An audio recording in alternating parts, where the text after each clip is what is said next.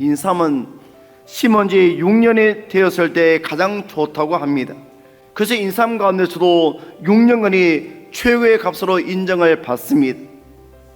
그렇다면 인삼보다 더 좋다는 산삼은 언제 캐야 최고의 값으로 인정을 받는지 아십니까? 산삼은 기다릴 필요가 없습니다. 보는 역시 캐야 합니다. 왜냐하면 너무 귀하기 때문에, 너무 비싸기 때문에 그냥 놔두면 다른 사람이 금방 캐갑니다. 귀하다는 것은 그만큼 값을 지니고 있다는 것이고 효능이 탁월하다는 것입니다. 그러므로 산삼의 정체성은 탁월한 효능입니다. 그렇다면 예수 그리스도로 인해 하나님의 자녀가 된 우리의 정체성은 무엇입니까? 우리의 가치는 무엇입니까? 31절입니다. 그런즉 이 일에 대하여 우리가 무슨 말 하리요? 만일 하나님이 우리를 위하시면 누가 우리를 대적하리요? 여러분, 하나님이 우리를 위하시면 이 말은 하나님이 우리 편이라는 말입니다. 우리가 살아갈 때 여러 가지 우리를 힘들게 하는 어려움과 문제를 만날 때가 있습니다. 그러나 우리는 그 모든 일에 낙심하거나 좌절하지 않고 승리할 수 있습니다. 왜냐하면 만군의 여호와 하나님께서 우리 편이기 때문입니다. 그러므로 우리를 힘들게 하는 어떤 상황에서도 함께 하시는 하나님, 나를 위해 일하시는 그 하나님을 기억하고 믿음으로 살아갈 수 있는 우리 모두가 되기를 원합니다.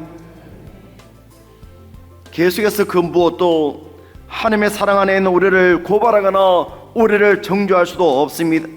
왜냐하면 최고의 재판관이신 하나님께서 말씀하시기 때문입니다. 우리나라 재판을 보면 3심제입니다.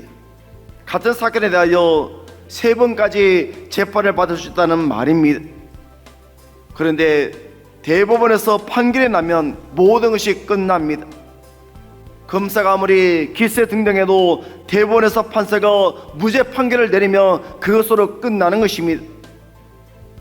마찬가지로 인간의 죄에 대해 최고의 재판관이신 하나님께서 어렵다고 선언하시면 다 끝난 것입니다.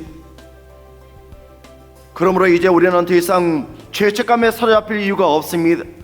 과거의 죄에 얽매일 이유가 없습니다.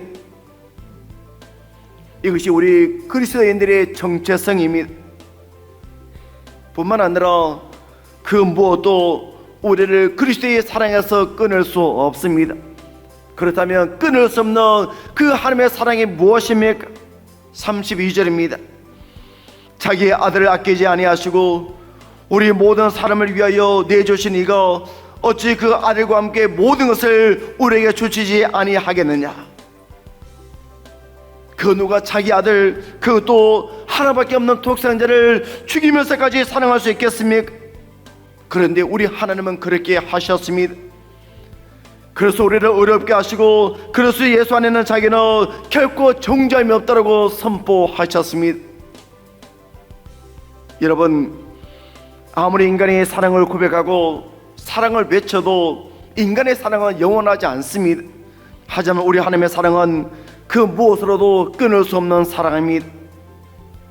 하나님의 사랑은 영원하고 완전하고 전능한 사랑입니다. 그 사랑을 우리가 받았고 누리고 있습니다.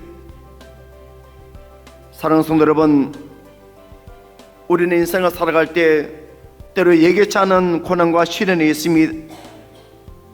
우리가 하나님과 동행하며 산다고 고난과 문제가 없는 것은 아닙니다. 그러나 분명한 것은 우리에게는 그 무엇으로도 끊을 수 없는 하나님의 사랑, 하나님의 은혜가 있습니다. 우리에게 아무리 크고 힘든 문제가 있다 할지라도 우리 주님이 함께 하심으로 저와 여러분은 넉넉히 이깁니다. 우리 모두가 끊을 수 없는 하나님의 사랑 안에 있다는 사실을 기억하고 언제나 그 사랑으로 승리하며 살아갈 수 있는 믿음의 삶들 되시기를 간절히 축원합니다.